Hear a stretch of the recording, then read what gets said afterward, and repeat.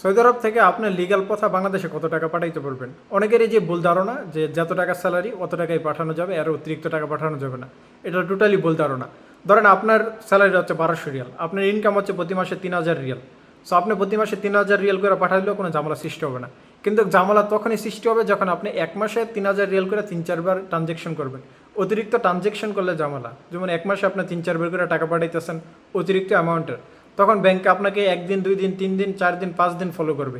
মানে অর্থাৎ কয়েক মাস ফলো করার পরে আপনাকে কল করবে এবং ব্যাংকে টাকাই নেবে। আপনার ইনকাম সোর্সের ব্যাখ্যা দিতে হবে এবং এটি সৌদি সেন্ট্রাল ব্যাংকে একটা মামলা হয়ে যাবে আপনার নামে।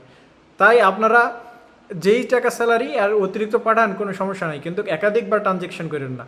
আমারও কিন্তু কাগজে কলমে স্যালারি অল্প, কিন্তু আমি 3-4 হাজার রিয়াল করে প্রতি মাসেই ট্রান্সফার করতেছি, তাতে কোনো ঝামেলা সৃষ্টি হইতেছে না। এবং এটা একদিন ধরে না, এটা বিগত কয়েক বছর ধরে আমি পাঠাচ্ছি, কোনো ঝামেলা সৃষ্টি হচ্ছে না। কিন্তু ঝামেলা সৃষ্টি হয় তখন যখন আপনি একাধিকবার ট্রানজ্যাকশন করবেন। এবং ধরেন আপনি 6 মাস টাকা পাঠাইছেন না, এখন আপনি একবারে চাচ্ছেন যে 10,000 রিয়াল পাঠাইতে, তাতেও কোনো সমস্যা নাই, অসুবিধা হবে না। কিন্তু একাধিকবার ট্রানজ্যাকশন করলে সমস্যা। আমাকে কিন্তু একবার ব্যাংকে কল করছিল, সেটি হচ্ছে অতিরিক্ত ট্রানজ্যাকশনের কারণে। অতিরিক্ত ট্রানজ্যাকশন কেমন?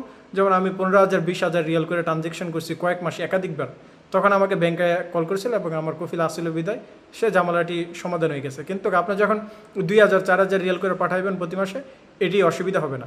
প্রিয় বন্ধুরা, আশা করি আপনারা বিষয়টি বুঝতে পারছেন।